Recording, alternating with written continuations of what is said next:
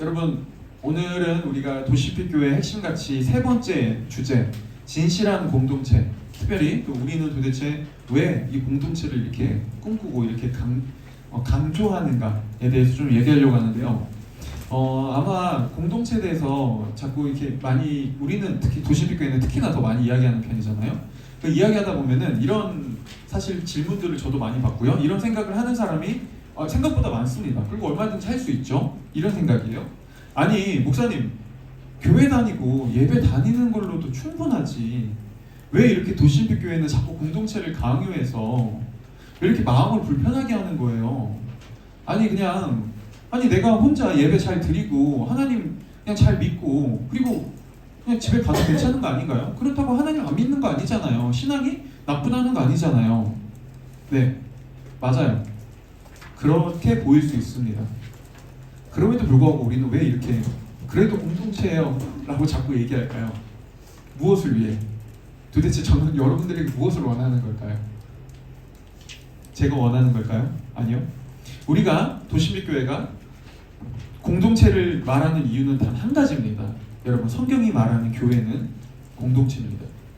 여러분, 성경이 말하는 교회는요, 일주일에 한 번 모여 1시간에서 길어봤자 2시간 정도 설교 듣고 가는 모임이 아닙니다. 성경이 말하는 교회는 마음에 맞는 사람들끼리 모여서 취미를 공유하는 그런 동아리가 아닙니다. 성경이 말하는 교회는 어려운 불우이웃을 돕기 위해 한시적으로 모여 어떤 행사를 하고 불우이웃을 돕고 흩어지는 그런 자선 봉사 단체와는 다릅니다. 성경이 말하는 교회는요, 이런 곳입니다. 함께 부대끼고 삶을 공유하며 함께 인생을 걸어가는 공동체. 보세요, 여러분, 일주일에 한 번 모여서 예배 드리는 것과 함께 공동체로 삶을 살아가는 건 이건 분명히 다른 문제예요. 그리고요, 공동체로 함께 삶을 살아가는 게 훨씬 어렵습니다. 이게 훨씬 힘듭니다. 여기에는 이게 훨씬 불편해요. 훨씬 더 많은 시간과 에너지와 물질과 때로는 정신적 스트레스가 소모된다고요. 그렇죠? 이건 분명히 쉽지 않아요. 근데 그럼에도 불구하고요, 도시빛교회는 진실한 공동체를 꿈꾸고 이렇게 계속해서 얘기하는 이유는요, 그게 성경이 말하는 교회이기 때문이에요. 오늘날 우리가 흔히 듣는 말, 아니면 우리가 종종 하는 말, 아니 그래도 굳이 그냥 신앙은 결국에 하나님과 나 둘 사이의 문제고 내가 하나님과 관계만 잘 맺으면 괜찮은 거잖아요 라는 말은요, 쉽게 말하면 이런 것과 같아요. 여러분, 만약에 나중에 여러분이 부모가 돼서 자녀를 낳았어요. 자녀에게 만약에 이렇게 얘기할 수 있으시겠나요? 애야, 인생을 살면서 굳이 네가 다른 사람과 관계를 맺고 친구를 사귀고 막 이웃들과 함께하는 거, 그거 엄마 아빠가 살아보니까 하나도 안 중요해. 인생은 그저 엄마 아빠랑 너만 잘 관계 맺으면 돼. 다른 사람 다 필요 없어. 친구 필요 없어. 여자친구도 남자친구도 사귀지 마. 아빠만 있으면 돼. 엄마만 있으면 돼. 그런다고 해보자고요. 여러분, 정말 그렇게 아이에게 가르칠 수 있으시겠어요? 여러분이 정말 내 사랑하는 자녀가 건강한 한 인간으로서 성장하길 원한다면 그런 거 다 필요 없어. 엄마 아빠하고만 살아. 엄마 아빠와 관계가 제일 중요해 라고 정말 그렇게 얘기하시나요?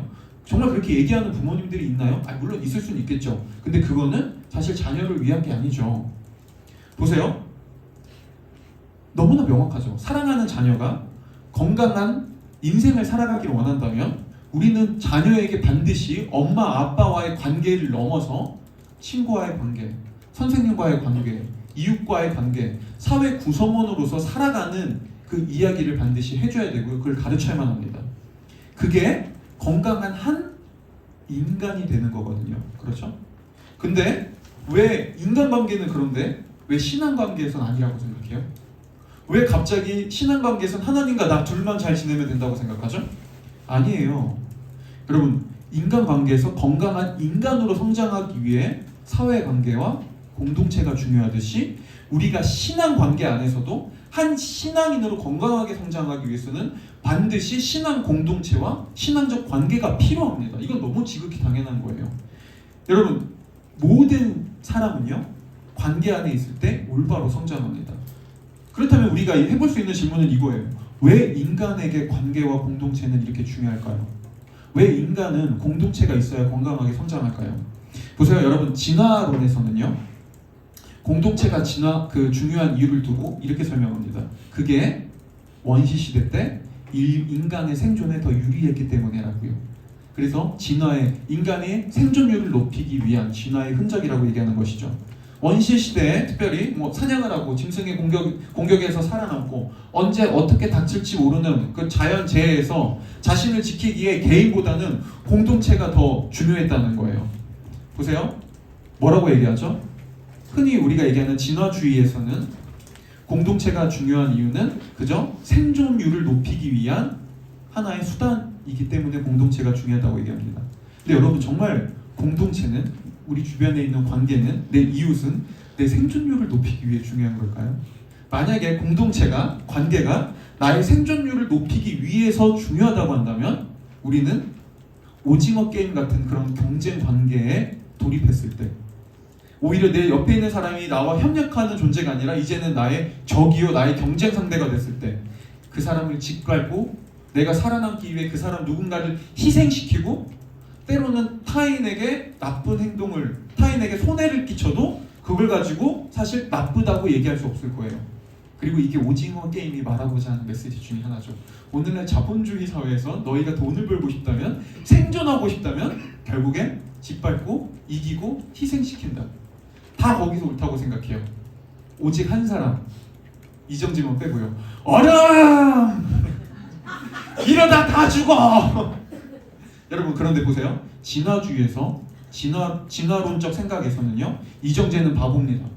이정재는 오히려 오류입니다. 기계적 오류를 가지고 있는 것처럼 DNA적 오류를 가지고 있는 사람이에요. 생존을 위해서라면 때로는 공동체를 사용하기도 하지만 공동체가 내 생존에 도움이 되지 않을 땐 얼마든지 버릴 수 있습니다. 왜요? 공동체가 생존을 위해서 필요하다면요. 그런데 여러분 정말 그렇게 공동체와 관계를 생각하세요? 여러분들 나의 친구가 나의 부모님이 내가 사랑하는 사람들과 이웃과의 관계가 그죠? 저 사람이 있어야 내가 더 생존율이 높아질 수 있고 내가 사회에서 조금 더 안정적으로 살아남을 수 있어 라고 생각해서 여러분 정말로 사람들과 관계를 맺나요? 여러분 그런 생각으로 여자친구와 남자친구를 사귀고 연애를 하고 결혼을 꿈꾸시나요? 여러분 그런 마음으로 아이를 낳으려고 하는 부모가 그게 정말 맞는 걸까요? 내가 지금 주거 안정이 불안정한데 국가에서 아이를 낳으면 주거 안정적인 혜택을 주네? 오케이, 그럼 난 아이를 낳아서 주거 안정을 얻어야 되겠다. 자, 진화론에서는 이걸 가지고 그렇게 나쁘다고 얘기할 수 없습니다. 왜냐하면 공동체와 관계는 내 생존율을 높이기 위한 하나의 수단에 불과하니까요. 근데 우리는 그렇게 아이를 낳고 그렇게 계획하는 걸 가지고 잘못됐다라고 얘기하죠. 왜요? 무엇 근거로 얘기할 수 있죠? 여러분 성경은 여기에 대해서 얘기해 줍니다. 성경은 공동체가 중요한 이유가 단순히 내 생존율을 높이기 위해서라고 말하지 않아요. 성경은 공동체가 중요한 이유가 바로 인간을 창조한 하나님이 그 자체로 공동체이기 때문이라고 말해요. 여러분 성경이 말하는 굉장히 중요하고 굉장히 특별한 메시지가 있죠. 그건 바로 성경이 말하는 하나님은요, 여러분 한 분이 아닙니다. 성경은 삼위일체라고 하죠. 이거는 신비예요. 우리가 모든 걸 다 알 수 없어요. 근데 분명한 것은요, 성경에서 말하는 하나님은 성부, 성자, 성령 하나님이 세 분으로 존재하면서 동시에 완전한 하나를 이루었다는 거예요. 성경이 말하는 하나님은요, 완벽한 공동체였습니다. 어느 정도로 공동체였냐면요, 서로가 하나를 이룰 정도로요. 완전히 하나였어요. 그리고 이 하나님은요, 공동체로 세 분이서 서로 사귀고, 성경에 보면 하나님이 사귀었다고 말해요. 우리가 서로 사귀었다고 말해요. 예수님이 내 아버지와 내가 사귀었다고 말해요. 그분은 사귀었고요, 사랑을 나눴고요, 서로 대화했습니다. 그분은 외로워하지 않았어요. 그리고 이 하나님은요, 이 공동체적인 사랑을 더 풍성하고 더 많이, 더 기쁘게 누리기 위해서 인간을 창조합니다. 하나님의 형상으로요. 그렇죠? 보세요, 여러분. 인간이 하나님의 형상으로 창조됐다는 말이 뭘 보여주죠? 우리를 창조하신 하나님의 공동체라면 인간이 하나님의 형상으로 창조될 때 인간도 공동체로 창조됐어요. 사실 이거는 그다지 어렵게 알 수 있는데요. 헨리 나우엔이라는 이 영성학자는요, 오늘날 사람들이 고독을 경험하는 이유를 두고 이렇게 얘기했습니다. 제가 읽어드릴게요. 놀랍게도 고독은 언제나 우리를 공동체로 부른다. 고독 속에서 당신은 자신이 인간 가족의 일원이라는 것을 깨닫는다. 더 더불어 살고 싶은 게 우리 마음이다. 자, 헨리 나우엔의 이런 겁니다. 여러분 한 번쯤 살면서 외로움을 느껴본 적이 있을 거예요. 혼자 있을 때 고독이라는 걸 느껴본 적이 있을 겁니다.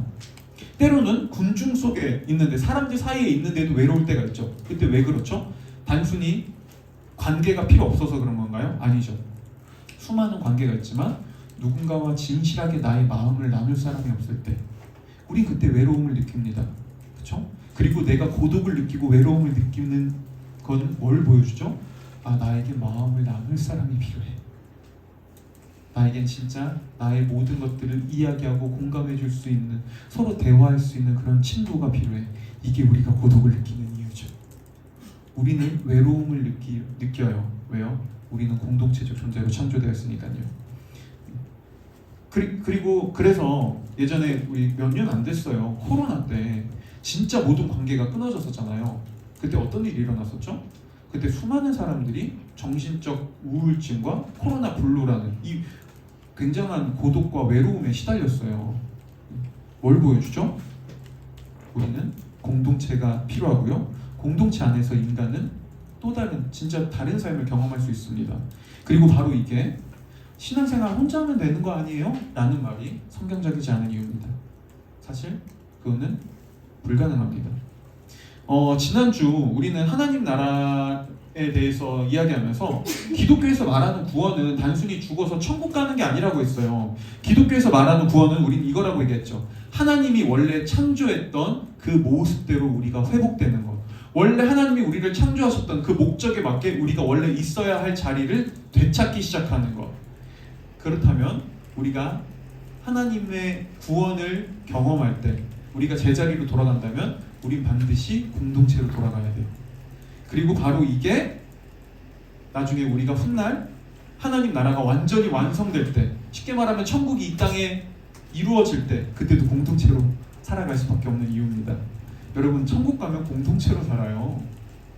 여러분들 천국 가면 내가 저 싫어하는 사람 안 볼 거야. 천국 가면 그때 다 봐요. 더 만난다고요. 물론 그 사람이 여기서 그런 얘기 하지 않을게요. 어쨌든 자, 그런데 그럼에도 불구하고 알아요. 네, 죄로 인해 깨진 세상에서 공동체로 함께 살아간다는 건 분명 어렵다는 걸 저도 인정합니다. 왜냐하면 이건 저에게도 어렵거든요. 저에게도 분명 너무나 힘듭니다. 그렇죠? 그런데 우리는 때로 우리가 이 세상을 살아가면서 관계에서 어려움을 많이 겪잖아요. 힘들어요. 그때 대부분 이렇게 생각하는 것 같아요. 이 관계가 너무 힘든 건 다 쟤 때문이야. 우리 공동체에 문제가 있고 뭔가 이게 공동체에서 자꾸 이런 잡음이 나는 건 결국엔 쟤 때문이야. 쟤만 아니면 쟤는 왜 저렇게 튀고 왜 쟤만 저렇게 혼자 나대는 거야. 쟤는 별로야. 그렇죠? 여러분, 이 말이 얼마나 큰 착각이면서 동시에 이게 얼마나 큰 죄인지 지금 설명드려 볼게요. 제가 지금 나열하는 것 중에서 여러분들 뭐가 더 악한 건지 한번 생각해 보세요. 1번, 내향적인 사람과 외향적인 사람. 2번, 계획적인 사람과 즉흥적인 사람. 3번, 직설적인 사람과 완곡적인 사람. 4번, 소심한 사람과 대담한 사람. 보세요, 여러분, 둘 중에 뭐가 더 악하죠? 누가 진짜 나쁜 놈이죠?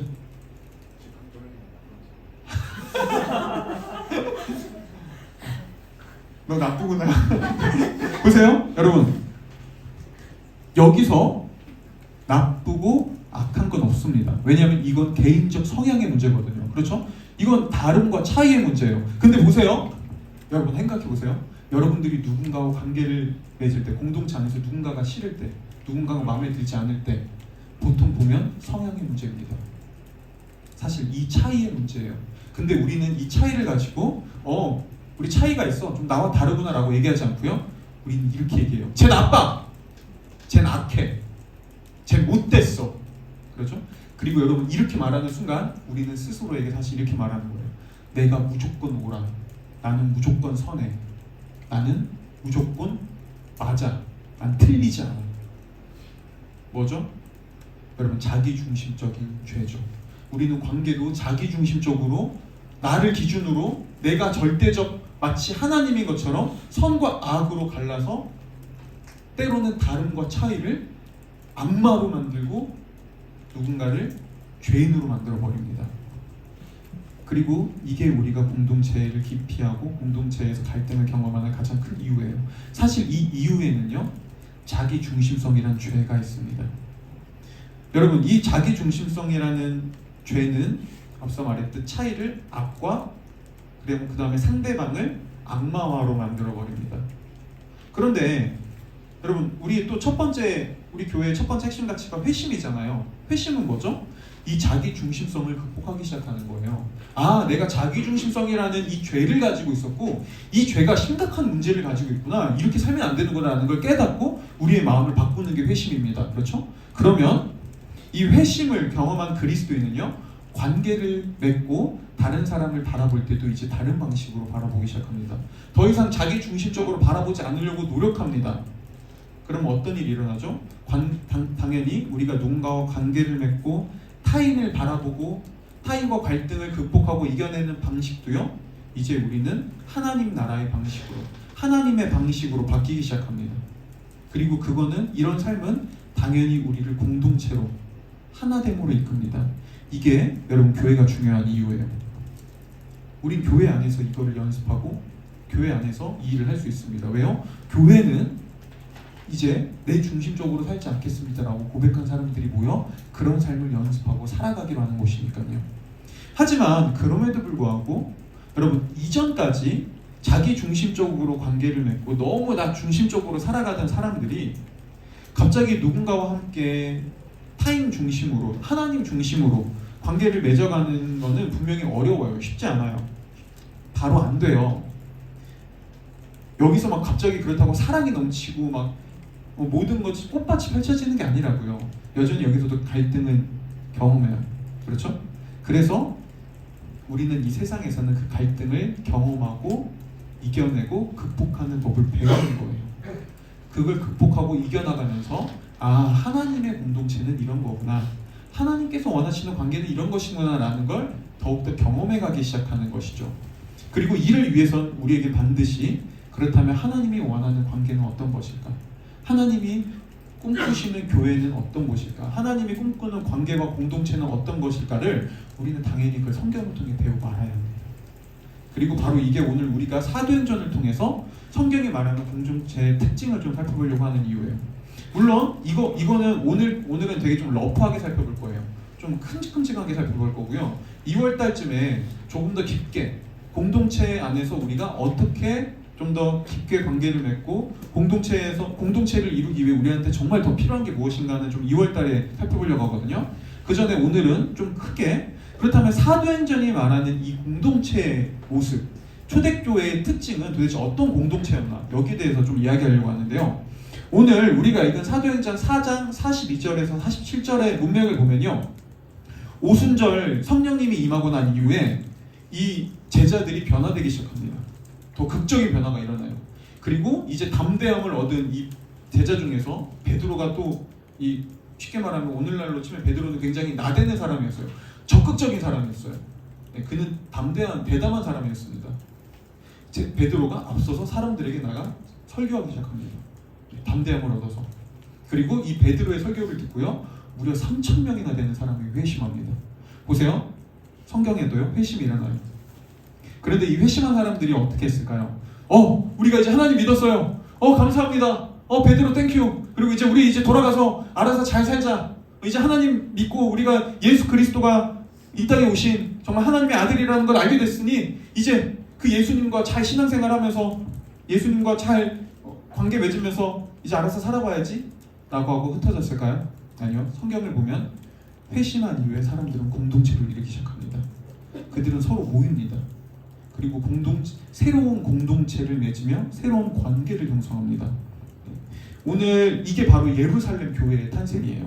오늘 성경은 이렇게 시작된 교회가, 이 공동체가 어떤 특징을 가지고 있었는지를 얘기해 주는데요. 오늘은 크게 좀 5가지로 살펴보려고 해요. 하지만 걱정 마세요. 시간은 언제나 동일합니다. 끝나는 시간은 더 길지도 않고 짧지도 않을 거예요. 네.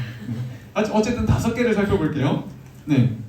먼저 성경이 말하는 공동체의 첫 번째 특징은요, 바로 하나님 나라를 배우고 알아가는 공동체였다는 겁니다. 42절에서 성경은 교회 공동체가 사도들의 가르침에 몰두해 있다고 말해요. 여러분 뭐 이 말이 뭐죠? 사도들은 회심한 이후에 사람들을 더 가르쳤습니다. 그리고 사람들은 이 사도들을 통해 예수님의 제자들을 통해 뭔가를 더 배웠어요. 뭘 배웠을까요? 당연히 하나님 나라였을 거예요. 왜냐하면 하나님 나라야말로 예수님이 제자들에게 가장 많은 시간, 거의 대다수를 할애하며 가르쳤거든요. 심지어 예수님은 부활하시고 난 이후에 제자들과 조금 더 시간을 보내거든요. 하늘로 올라가시기 전까지. 그때까지도 사도행전 1장에 보면 하나님 나라에 대해서 계속해서 가르치십니다. 더 많이요. 그리고 예수님을 통해 제자들은 하나님 나라가 이런 거구나. 하나님이 이 세상을 다스린다는 게 이런 거구나. 하나님이 지금 이 세상을, 이 깨어진 세상을 이렇게 회복하고 이렇게 다스리기를 원하고 이 깨어진 세상에서 하나님의 자녀들이 지금 이렇게 살아가기를 원하시는구나. 그리고 이게 정말 중요하고 이 하나님 나라에 우리의 소망이 있구나. 우리가 이거를 다른 사람들에게도 기꺼이 전하고 알려줘야 되겠구나라는 걸 깨닫기 시작했고요. 당연히 그 하나님 나라를 전했습니다. 그래서 초대교회 사람들은 함께 모여 이 하나님 나라를 끊임없이 더 깊게 배우고 알아갔어요. 그리고 이때 그들이 하나님 나라를 배우고 알아갔던 가장 중심적인 장소는 어디였을까요? 어쨌든 뭔가 모이려면 장소가 있어야 되잖아요.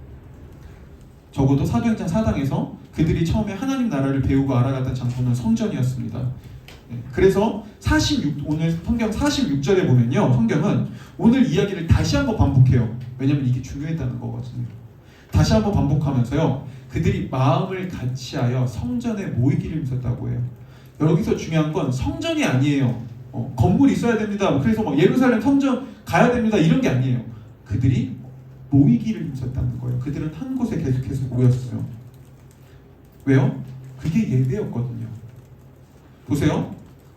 오늘날에도 우리는 얼마든지 혼자 예배 드릴 수 있어요. 여러분 우리 한 번쯤 혼자 예배 드려봤잖아요. 저도 러시아에 있을 때 목사였지만 그곳에 교회가 있긴 했어요. 근데 격주로 갔어요. 그리고 한 주는 제 아내와 둘이 집에서만 예배 드렸어요. 알아요. 저도 그 편안함과 그게 얼마나 좋은지 알아요. 딱히 그렇게 저도 그래도 목사니까 그래도 우리 옷은 갈아입고 예배 드립시다. 그래서 그렇다고 막 정장까지는 아니지만 조금은 깔끔한 옷 입고 했지만 그래도 편하긴 하죠. 근데 이게 불편하다 편하다의 문제는 아닙니다. 보세요. 여러분 우리가 집에서 혼자 예배 드릴 때와 사람들과 함께 드리는 예배는 같은 예배예요. 하지만 여러분들 경험해 본 분들은 알 거예요. 분명 다릅니다. 방구석에서 나 혼자 찬양을 읊조리는 것과 예배당에 나와 예배 장소에 나와 서로가 서로의 목소리를 들으며 함께 찬양하는 건 분명 다른 찬양입니다. 내가 설교를 들을 때 혼자 매체를 통해 듣는 것과 함께 사람들의 숨소리를 느끼고 우리가 같은 이 공기 안에서 서로 같은 메시지를 듣는 건 분명히 조금 다릅니다. 보세요. 둘은 결국 같지 않습니다. 그렇죠? 여러분 분명히 예배는 똑같은 예배지만 혼자 드리는 예배와 공동체로 드리는 예배는 분명 다른 예배예요. 동시에요. 여러분 하나님 나라는 듣는 게 아니라 살아내는 겁니다. 우리는 얼마든지 예배를 통해 또 혼자 예배 드리면서 하나님 나라에 대해서 하나님에 대해서 설교를 통해 아니면 요새는 유튜브도 많으니까요. 그런 강연들을 통해 배우고 알 수 있어요. 근데 그 배우로 여러분 왜 그거 배우고 아는 거예요? 하나님 자녀로서 예배를 통해 하나님을 왜 알아가는 거죠? 뭐 하려고요? 그 시험 볼 거예요? 누구한테 시험 볼 건가요? 그 시험 점수는 누가 매기죠? 아니죠. 여러분 우리가 하나님에 대해서 하나님 나라에 대해서 하나님 나라 백성의 삶에 대해서 배우고 알아가는 이유는요. 그걸 살아가기 위함이에요. 그렇죠? 예를 들면 이런 겁니다. 여러분 다들은 아니겠죠. 운전면허 갖고 계신 분 있을 거예요. 그렇죠? 운전면허 갖고 계신 분들은요. 반드시 여러분이 운전면허 시험을 보기 전에 가장 먼저 해야 되는 게 있습니다. 뭐죠? 네? 그렇죠. 필기 시험을 봐야 됩니다. 여러분 필기 시험을 내가 나 운전면허 안 따도 돼. 나 운전 안 할 거야. 그냥 나 필기 시험만 볼 거야. 100점 맞아봐야지 라고 해서 필기 시험 보는 사람 있어요? 그렇게 해서 운전면허 학원 열심히 공부해서 가서 시험 치르는 사람 있나요? 아무도 없어요. 왜? 사람들은 운전면허 필기시험을 공부하고 그걸 학습하고 그걸 왜 시험 보냐고요? 운전을 하기 위해서요. 그쵸? 보세요. 마찬가지입니다. 하나님 나라도 우리가 하나님 나라를 배우고 알아가는 이유는 그거를 살아가기 위함이지 내가 그걸 얼마나 많이 알고 있고 얼마나 많은 지식을 쌓고 있는지 습득하기 위해서가 아니에요. 나 지금 잠깐 귀디된 줄 알았어요. 요만하잖아. 여러분, 예배는 단순히 습득하고 익히는 것이 아니라 내가 배우고 익힌 걸 운전면허 학원에서 필기시험 통과했으면 운전을 해야 되는 것처럼 그거를 실천하는 곳입니다. 그렇죠? 초대교회 성도들이 모이길 힘썼던 이유가 여기 있습니다. 그들은 함께 모여 하나님 나라를 배웠고요. 배운 것을 공동체 안에서 연습하며 익혀갔습니다. 이게 초대교회 예배였고요. 이게 오늘날에도 우리가 공동체로 모여 예배해야 되는 이유입니다. 여러분, 이 자리에 앉아 1시간, 2시간 설교 듣고 가는 건 예배가 아니라 그건 사실 관객입니다. 거기서 우리는 그 어떤 참여도 그 어떤 예행 연습도 할 수 없습니다. 그건 운전하는 게 아닙니다. 필기시험 보고 집에 가서 사람들한테 나 필기시험 100점 맞았다 자랑하고 그래? 운전면허 딸 거야? 안 딸 거야. 운전 안 할 거야 라고 말하는 것과 똑같습니다. 여러분, 예배자가 되십시오. 공동체로 살아가세요. 공동체 안으로 들어오세요. 이곳에서 우리가 설교를 통해 배우고 듣고 하나님을 통해 알게 된 걸 연습하세요. 이게 성경이 말하는 공동체의 첫 번째 특징이었습니다. 성경이 말하는 공동체의 두 번째 특징은요, 진실한 교제를 나누는 공동체였다는 거예요. 그 중에서도 특별히 성경은 초대교회는 함께 식사하는 것을 통해 진실한 교제를 나눴습니다. 이를 두고 오늘 성경 42절에서 성경은 그들이 서로 사귀며 떡을 뗐다고 말해요. 뭐죠? 그들이 교제했던 방식은요, 식사였습니다. 식사. 왜 그들은 식사를 교제로 했을까요? 이유는 간단해요. 예수님이 그렇게 교제를 가르쳐 주셨거든요. 예수님이 제자들을 데리고 다니면서 그냥 몸으로 보여주셨어요. 그분도 삶으로 보여주셨다고요. 그분도 그냥 제자들 모아놓고 학습시키 그냥 그저 가르침만 주면 칠판에 적으면서 자 이렇게 하는 거야. 얘들아 교제는 이렇게 하는 거야. 따라해봐. 식사, 밥 먹기. 알아서 그 다음에 밥 먹을 때 예수님이 혼자 경상하면서 너네랑 같이 안 먹을 거야. 나 혼자 먹을 거야. 그러지 않으셨다고요. 예수님은 제자들에게 삶으로 보여주셨어요. 사람들과 함께 들어가 함께 식사하고 함께 그들의 집에 들어가 그들의 인생을 나누고 삶의 이야기를 들으며 그들과 교제했습니다. 그리고 말해줬어요. 이게 교제란다. 교제는 누군가와 같이 식사를 하고 밥을 먹는 거란다. 여러분, 이게 왜 그랬을까요? 이유는 간단해요. 예수님 시대에 누군가의 집에 들어가서 함께 식탁을 공유한다는 거는요, 이런 거였거든요. 나는 당신의 삶에 들어가겠습니다. 나는 당신과 당신의 삶에 더 깊게 간섭하겠습니다. 나는 당신을 이 순간 내 인생에 받아주겠습니다 라고요. 여러분, 이거 우리가 오늘날에도 우리도 사실 마찬가지예요. 여러분 보세요. 우리 한국 사람들 많이 하는 약속 있잖아요. 밥 한 번 먹자. 근데 우리 밥 한 번 안 먹어요. 왜 그렇죠? 밥 한 번 먹는다는 게 얼마나 번거롭고 얼마나 많은 에너지를 쏟고 그게 사실 상대방에게 얼마나 마음을 내주는 건지 알거든요. 그래서 우리는 진짜 밥 한 번 먹는 건 진짜 내가 좀 더 깊은 관계에 들어가고 싶은 사람이랑 밥 먹습니다. 그래서 요새 소개팅도 요새는 밥 안 먹는다면서요. 먼저 커피 마시고 그다음에 괜찮으면 밥 먹고 안 괜찮으면 빠이. 그렇죠? 왜 그래요? 아니 굳이 내가 당신이 마음에 들지 않으면 굳이 내 돈과 시간과 에너지를 쓰면서 식탁까지 공유하고 싶진 않아요. 이거죠. 그렇죠? 그럼 예수님이 교제로 식사를 하신 이유가 바로 여기에 있습니다. 식사, 누군가와 밥을 먹는다는요. 밥을 먹는다는 것은요. 내가 당신과 동등해지겠습니다 라는 의미예요. 그렇죠? 그래서 우리나라로 치면 이런 거죠. 한 식구가 되었다. 이게 뭐냐면 같이 밥 먹는 사람이라는 뜻이거든요. 이게 성경이 말하는 공동체의 특징이었습니다. 이전까지 너무나 다르고 공통점도 찾기 어려웠던 이들이 하나님 아버지 아래 하나님을 나의 한 분 아버지로 두고 그분 아래에서 함께 같은 식구가 된 공동체, 그렇게 서로 식사하고 교제하는 공동체, 서로가 깊게 서로의 삶으로 들어간 공동체, 이거였어요. 그리고 이들은 성경을 보면요, 이런 일을 날마다 했다고 말해요. 여기서 날마다는 매일이 아니에요. 정기적으로라는 뜻이에요. 정기적으로. 이들은 꾸준히 정기적으로 만났습니다. 정기적으로 교제했습니다. 자, 우리 또 이거 한번 생각해 보자고요. 아니, 교제할 거면 뜨문뜨문 만나도 되잖아요. 자, 한번 날 한번 잡아. 그래서 우리 날 식사 안 한 지 너무 오래됐다. 이번에 날 한번 제대로 잡아서 한번 먹자. 이렇게 해도 되잖아요. 그렇죠? 근데 그들은 정기적으로 만났습니다. 날짜를 정해서요. 왜 그랬을까요? 왜 정기적으로 만났을까요? 그리고 도대체 왜 정기적으로 만나는 게 중요할까요? 이유는 여기에 있습니다. 여러분, 우리가 정기적으로 만나지 않잖아요? 뜨문뜨문 만나잖아요? 그럼 우리는 그렇게까지 서로를 불편해하지 않을 수 있어요. 우린 누군가와 적당히 관계를 맺습니다. 우리는 갈등이 있어도요, 그걸 굳이 이겨낼 필요가 없습니다. 왜냐면 안 보면 되거든요. 그러다 조금 이제 감정 누그러졌어. 좀 나름 괜찮아졌어. 그럼 이제 보통 이렇게 보는 거죠. 뭐 또 한 번 보는 건데 참고 보면 되지 뭐. 한 번인데. 그러죠?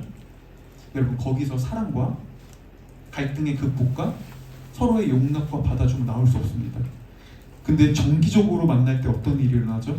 정기적으로 만난다는 건 이런 거예요. 우리는 비로소 나는 요새 당신이 불편해지기 시작했지만 그럼에도 나는 당신과 함께 하겠습니다. 지금 제 기분이 썩 좋진 않지만 그럼에도 이 시간 당신과 함께 하겠습니다.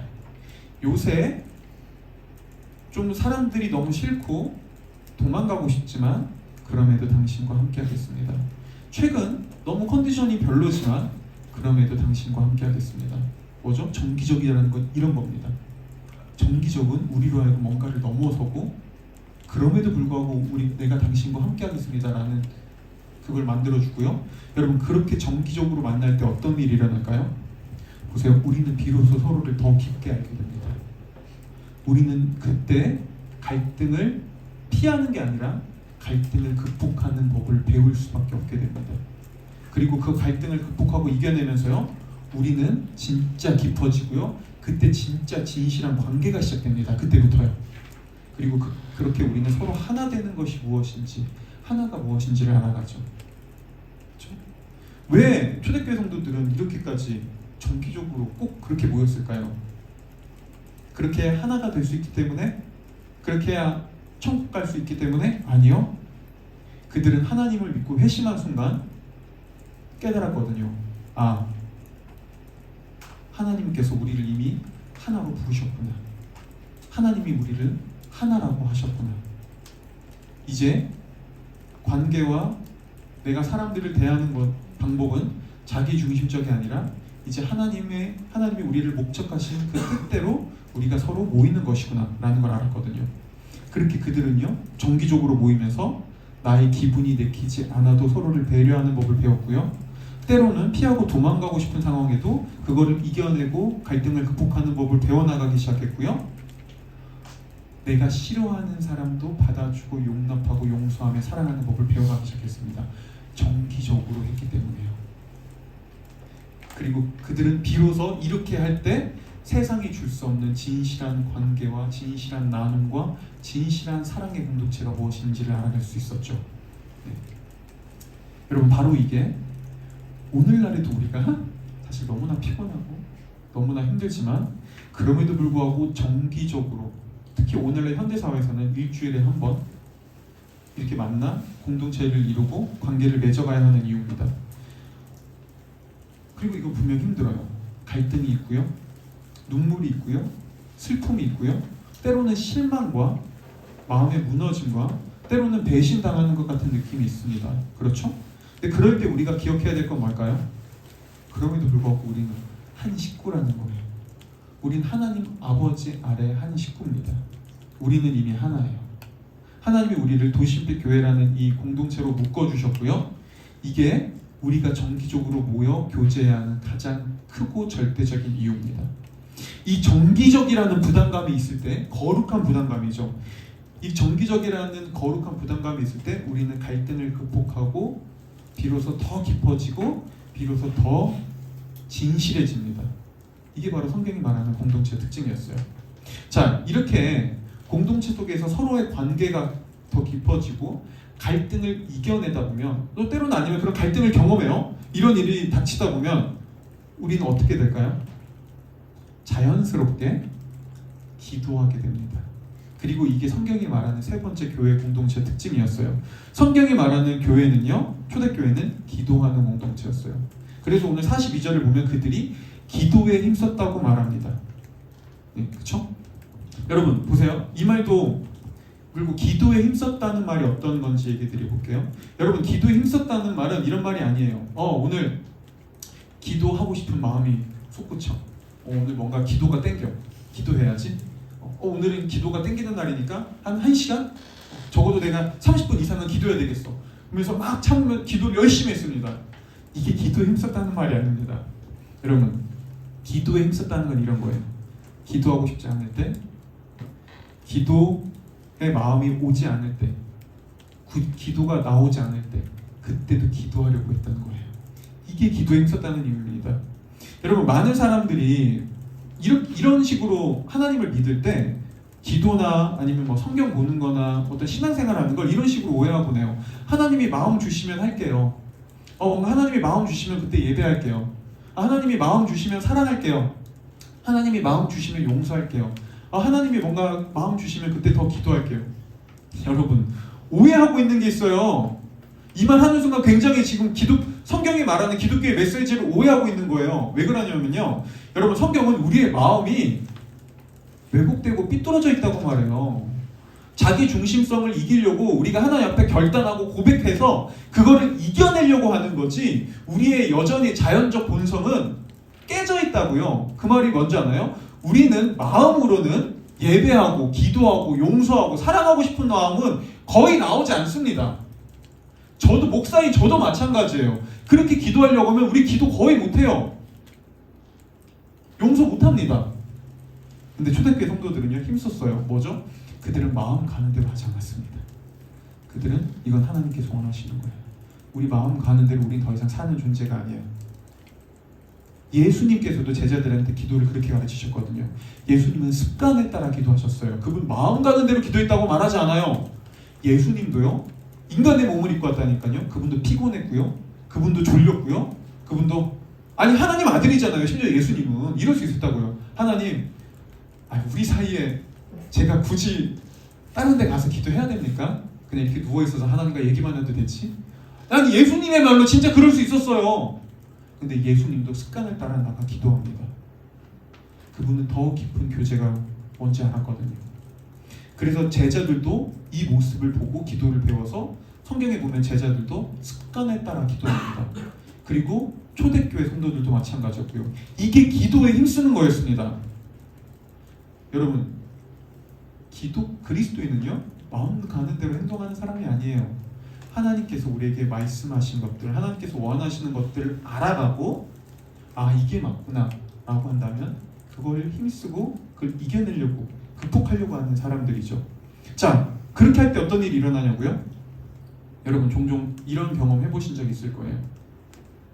내가 예를 들면 운동으로 예를 들어볼까요? 내가 운동을 별로, 우리가 뭐 헬스나 이런 거 여러분 한 번쯤은 해봤을 거 아니에요. 필라테스든 뭐든. 근데 반드시 우리 운동 가기 귀찮은 때가 있습니다. 무조건적으로. 그쵸? 그러면 가기 싫어요. 근데 이때 한 번 이상은 극복하고 그 마음을 이겨내서 간 적이 있을 거예요. 그때 하고 나면 어떤 마음이 들죠? 하기 잘했다.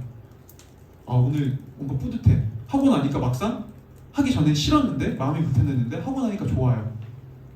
오히려 마음이 더 가벼워지고요, 정신도 더 맑아집니다. 그렇죠? 바로 이겁니다. 힘쓸 때, 기도하기에 힘쓸 때, 정기적으로 계속해서 시간을 내어 내가 나가려고 할 때, 우리는 그때 기도를 즐기게 됩니다. 그때 기도를 누리게 됩니다. 여러분, 기도를 누리는 방법은요, 하나입니다. 기도하기에 힘쓰십시오. 내 마음과 상황과 내 환경을 이겨내서 그럼에도 불구하고 기도하려고 하십시오. 그리고 이렇게 기도할 때 우리는 서로를 위해 당연히 기도하게 되고요. 그렇게 서로를 위해 기도할 때 상대방을 향한 마음도 당연히 커지기 시작합니다. 이게 초대교회 성도들이 기도했던 이유예요. 그리고 우리는 지금 그래서 우리가 이거 설교 제가 시온이에게 얘기하지도 않았어요. 이런 얘기 할 거라고 아무런 얘기도 안 했습니다. 근데 자연스럽게 중보기도 팀이 만들어졌죠. 그렇죠? 그래서 요새 오늘도 그렇고요. 지난주부터 예배 1시간 전에 와서 중보기도 팀은 여기서 예배를 위해 교회를 위해 기도하고 있어요. 보세요. 자연스러운 일이에요. 이건 자연스럽게 우리가 공동체로 성장하면 이루어집니다. 여러분들 들어오세요. 중보기도 팀으로 들어오세요. 네. 기도에 힘쓰십시오. 왜냐하면 어떤 때는 그게 기도에 힘쓰는 방법이기 때문이에요. 공동체로 기도할 때 우리는 더 기도에 힘쓸 수 있어요. 그렇죠? 자, 그리고 성경이 말하는 교회 공동체의 네 번째 특징은요, 바로 물질을 흘려보낼 수 있는 공동체였다는 거예요. 성경은 그래서 44절, 45절에서 초대교회 공동체의 이 물질 사용법, 이게 또 굉장히 독특하고 특이했거든요. 물질 사용법을 두고 이렇게 얘기했습니다. 사도행전 2장 44절, 45절을 우리가 함께 읽어보겠습니다. 함께 읽어볼게요. 시작! 믿는 사람은 모두 함께 지내며 모든 것을 공동으로 소유하였다. 그들은 재산과 소유물을 팔아서 모든 사람에게 필요한 대로 나누어 주었다. 여러분 오해하지 마세요. 저는 지금 여러분들에게 자 여러분 우리 초대교회를 따라 있는 거 다 파십시오. 있는 거 다 파세요. 빚 다 내셔서 갖다 바쳐서 우리 이웃을 위해 그리고 교회를 위해 씁시다 라는 말을 하는 게 아닙니다. 오늘 이 문장을 헬라어도 보면요, 이 문장은 성도들이 재산과 소유를 팔아 다른 사람에게 나눠주는 일이 계속해서 일어났다라는 뜻이에요. 그러니까 뭐죠? 이 한글 문장처럼 한 번에 몰빵해서 올인해서 다 팔고 거지됐다라는 말이 아니라 교회 안에서 자발적으로 성도 한 사람 한 사람이 이웃과 공동체를 위해 물질을 흘려보내는 이 일이, 물질을 다르게 사용하는 이 일이 끊임없이 계속해서 이어졌다는 걸 뜻해요. 여러분 오늘날 돈이 하나님이 되어버린 이 세상, 물질주의 세상에서 우리가 진정으로 하나님을 내 인생의 주인으로 고백한다면요, 당연히 물질을 사용하는 방식에도 변화가 찾아와야 됩니다. 이건 사실 너무나 명확합니다. 하나님을 내가 주인으로 고백했다고 하지만 물질을 사용하는 방식이 바뀌지 않았다, 물질은 여전히 내가 원래 사용하는 방식대로 사용하고 있다라고 한다면 여러분 정말 중심을 다시 한번 돌아봐야 돼요. 내 중심이 정말 하나님이 계신 게 맞을까?라고요. 왜냐하면 이유는 너무 간단해요. 여러분 마음이 있는 곳에 반드시 두 개가 흘러가요. 돈과 시간이요. 여러분이 연애를 하든 어떤 취미 생활을 하든 결혼을 하든 내 마음이 가면요, 어떤 동아리 활동만 해도요 반드시 두 개가 흘러갑니다. 돈과 시간이요. 그렇죠? 이건 1세기 사람들, 초대교회 사람들에게도 마찬가지였어요. 오늘날뿐만 아니라 로마 시대에도 사람들은 일반적으로 돈과 시간을 당연히 나를 위해 사용합니다. 나 아니면 내 가족, 이 사람들을 위해서요. 그런데 하나님 나라를 발견했을 때 나와 내 가족을 넘어선 더 큰 세상, 더 가치 있는 어떤 것이 있구나, 더 큰 의미가 있구나, 나는 단순히 나 혼자 잘 먹고 잘 살도록 세상에 존재하는 그런 존재가 아니구나, 나는 그것보다 더 큰 의미를 가지고 있구나 라는 걸 알 때 사람들은요 자신의 물질을, 돈을, 시간을 더 큰 의미를 위해 사용하게 됩니다. 자발적으로요. 그리고 이거는 가장 가깝게는 내 이웃, 내가 속해 있는 가족 공동체를 위해 사용하기 시작했죠. 이게 초대교회의 굉장히 눈에 띄는 변화였습니다. 그렇다면 우리는 한번 질문해 볼 수 있겠죠. 어떻게 이들은 이렇게까지 할 수 있었을까요? 오늘날에도 여전히 돈과 시간은 우리에게 중요하잖아요. 근데 이들은 어떻게까지 이런 결단을 내릴 수 있었을까요? 이유는요, 그들은 진짜 하나님이 내 인생을 책임진다는 것이 무엇인지를 진짜로 신뢰했거든요. 그들은 말로 신뢰한 게 아니라 내가 지금 이 돈을 흘려보내도 하나님이 내 인생을 책임지실 수 있어, 그분이 진짜 내 주인이야. 그들은 진짜 신뢰했습니다. 진짜 의지했어요. 하나님이 진짜 내 인생을 책임지고 나를 먹이시고 입히신다는 것을 그들은 정말로 믿고 하나님을 의지했습니다. 그래서 흘려보낼 수 있었죠. 그래서 결단을 내릴 수 있었습니다.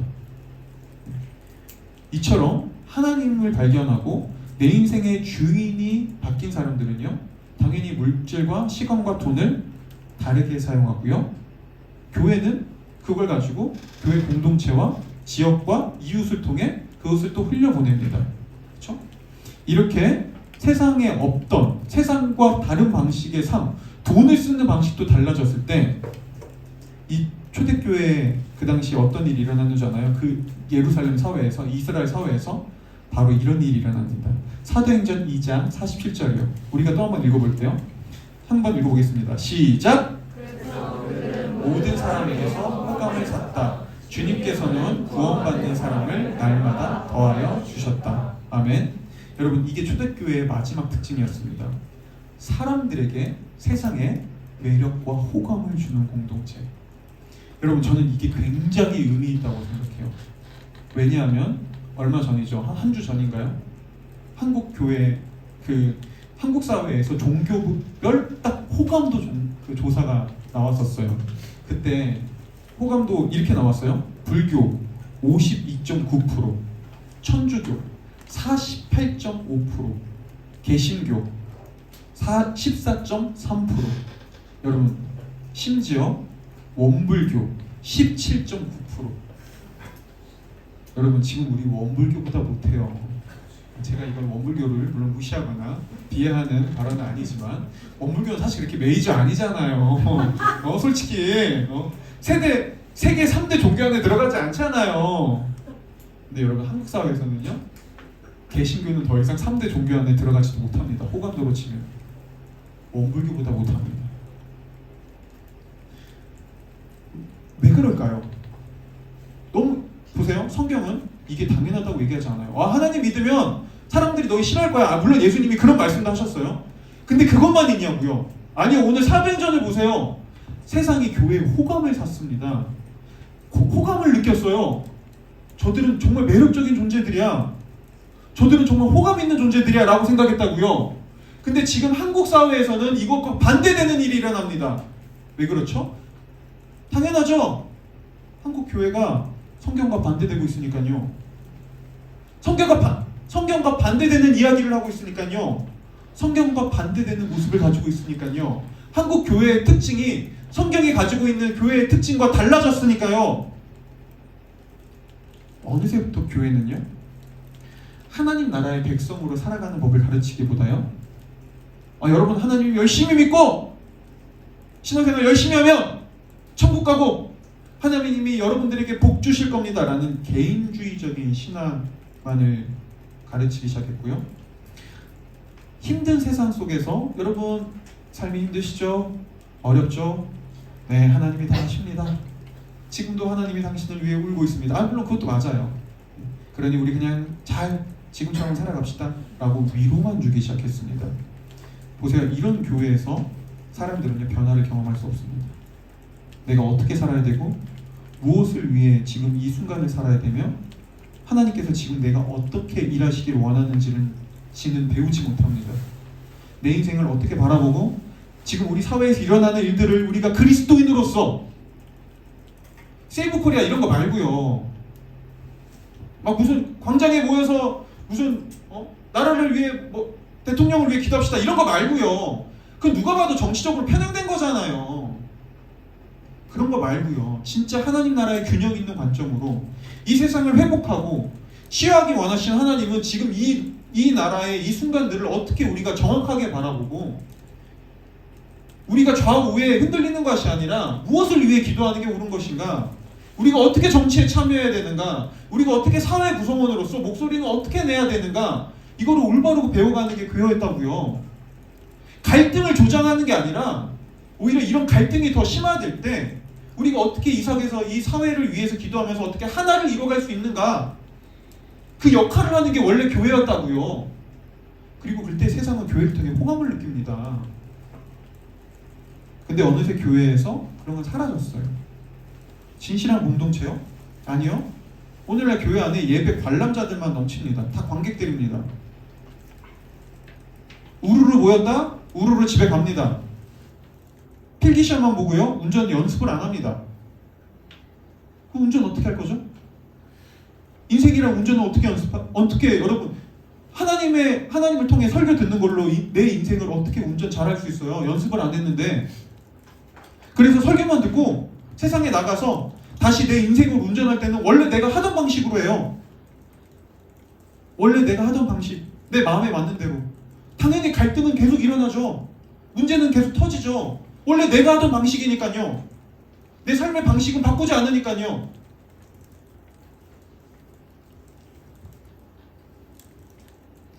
당연히 성경이 말하는 균형을 잃어버린 사람들은 하나님과 관계가 깊어지는 영적 성장도 경험할 수 없었고요. 세상과 다른 삶을 살아갈 수 없었습니다. 당연히 세상은 우리를 통해 호감을 느끼지 못하죠. 그리고 바로 이게요. 여러분 오해하지 마세요. 전 도시교회를 자랑하기 위해서 하는 게 아니라요. 적어도 우리가 이곳에 이 서울이라는 도시에 교회를 세우고자 목적한 이유입니다. 우리는 성경이 말하는 교회를 꿈꿉니다. 그리고 이 현대사회에서 이 길은요 분명히 어렵습니다. 우리가 공동체를 이루고 하나님의 자녀로 살아간다는 것은요 여러분 훨씬 힘든 일입니다. 제가 여러분들의 예배 관객으로 만들고 예배 관객을 모으는 것은 공동체를 이루는 것보다 솔직히 훨씬 쉽습니다. 하지만 공동체를 이루는 건요 훨씬 어렵습니다. 저 스스로도요. 저부터 더 많은 걸 쏟아내야 되고 저부터 가장 많은 상처를 받기도 하며 저부터 가장 많은 관계적 어려움과 힘듦을 경험합니다. 그럼에도 불구하고 저는 이 길을 포기할 수 없습니다. 왜냐면 그게 성경이 말하는 공동체니까요. 그리고 우리가 이렇게 살아가기 시작할 때요. 그렇게 서로를 용납하고 서로를 용서하고 성경에 말하는 그런 삶을 우리가 이 안에서 경험해가기 시작할 때요. 세상은요. 이런 교회를 보며 호감을 가집니다. 여전히 그럼에도 불구하고 이런 교회가 있구나. 내가 봤던 세상에서 뉴스에 나오는 그런 저들과 다른 교회가 있구나. 어쩌면 저게 진짜 교회의 모습이진 않을까 라고 호감을 느끼게 되죠. 이게 우리 도시인빛교회가 진실한 공동체를 핵심 가치로 삼은 이유입니다. 말씀을 마치겠습니다. 어떠신가요? 여러분에게 이런 공동체가 필요하진 않으십니까? 여러분도 이런 공동체를, 이런 관계를 경험해보고 싶지 않으신가요? 그렇다면 마지막으로 한 가지만 부탁드릴게요. 여러분, 이런 공동체는요, 목사인 제가 이룰 수 있는 게 아닙니다. 이건 제가 이루는 것도 아니고 제 힘으로 이룰 수 있는 것도 아닙니다. 이런 공동체는 우리 모두가 교회의 머리이신 예수님을 따라 그분의 가르침에 맞게 우리의 삶을 조정하고 우리의 삶을 바꿔갈 때 가능합니다. 여러분, 예수님 앞으로 나가 그분의 가르침을 받으세요. 교회의 주인이신 예수님을 통해 이 공동체와 관계를 바라보십시오. 예수님 아래에서 우리는 그때 비로소 세상에 없는 그런 공동체를 경험하고요. 그런 공동체를 맛보게 될 것입니다. 기도하겠습니다.